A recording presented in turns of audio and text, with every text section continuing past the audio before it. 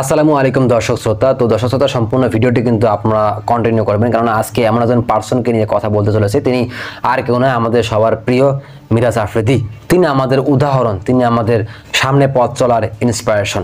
তো কেন এগুলো কথা বলতেছি, অবশ্যই কিন্তু আপনারা সম্পূর্ণ ভিডিওটি কন্টিনিউ করলে বিষয়টি আপনার কাছে ক্লিয়ার হয়ে যাবে। দেখেন দর্শক শ্রোতা, এই মিরাজ আফ্রিদি, তার কিন্তু দু হাত নেই। তো তিনি দেখেন দু হাত ছাড়াই আজকে দেখেন কোন জায়গায়, কোন লেভেলে পৌঁছে গেছে। তিনি দুই হাত ছাড়াই কন্টেন্ট তৈরি করতেছে, তারপর লাখ লাখ টাকা ইনকাম করতেছে।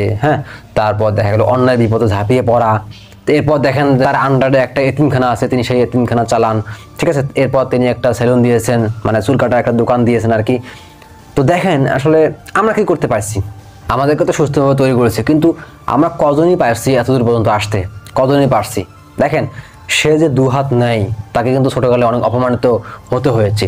অনেকে তাকে বলছে তুমি ভিক্ষা করো, ভিক্ষা করো, কিন্তু না, তিনি ভিক্ষা করেনি। তিনি ভিক্ষা না করে তিনি পরিশ্রম করেছে, কন্টেন্ট তৈরি করেছে, অন্যের বিপদে ঝাঁপিয়ে পড়েছে আর কি। তো দেখেন তার যে কাজগুলো, এই কাজগুলো আল্লাহর কাছে পছন্দ হয়েছে, যার কারণে তাকে আল্লাহ তাআলা এতগুলো নিয়ামত দান করেছে। তিনি বিয়ে করেছেন, তার একটা মেয়েও আছে, তিনি বিজনেস করেন, তার আন্ডারে একটা এতিমখানা চলে। দেখেন কতটা একটা ভিআইপির মতো একটা চলাফেরা একটা সিস্টেম, তাই না? তার কথা হলো আমরা কজনই পারছি। আমরা তো সামান্য একটা কিছু হলে অজুহাত দেখা যায় না, আমাদের হবে না, আমরা পারবো না, আমাদের কিছু হবে না, ভেঙে পড়ে যায়। কিন্তু দেখেন এই মিরাজ আফ্রিদিকে দেখেন কতটা তিনি অসহায় ছিলেন। দু হাত নাই ভাই, যার দু হাত নাই তার কি ভাই বুঝলাম না। এই হাতে তো সব, তার দু হাতই নাই, দুই হাতই নেই। দুই হাত না থাকলে কি ভাই কিছু করা সম্ভব? খাইতে পারবেন, কিছু করতে পারবেন?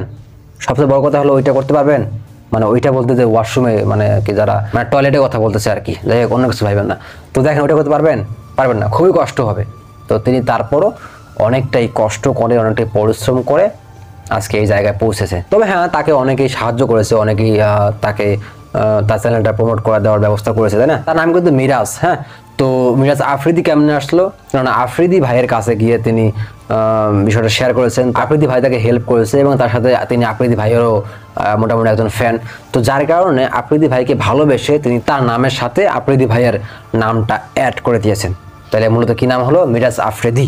তো যাই হোক, ওটা কোনো কথা না। কথা হলো যে আসলে মিরাজ আফ্রিদি আমাদের জন্য ইন্সপায়ার।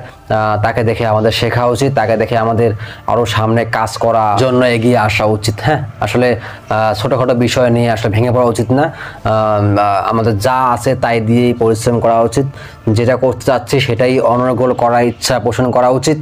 আপনি যদি পড়াশোনা করেন, অলওয়েজ পড়াশোনা করেন, কারণ ভালো চাকরি করতে হবে। আপনি যদি ইউটিউবার হতে চান, অলওয়েজ ভিডিও করে যান, আপনি ইউটিউবার অবশ্যই হবেন ইনশাআল্লাহ। আপনি ব্যবসা করবেন, ব্যবসা গতিতে কাজ করে যান, ব্যবসা ইনশাআল্লাহ সফল হবেন। আপনি যে কাজটি করবেন না কেন, সে কাজটি আপনি আপনার ফ্লোতে চালায় যান। পিছনে আপনাকে কে কি বলে বলুক, কে কি বাধা দেয় দেখ না দেয়, দেখার বিষয় না। আপনি আপনার মতো কাজটি করতে করতে সামনে অগ্রসর হয়ে যান।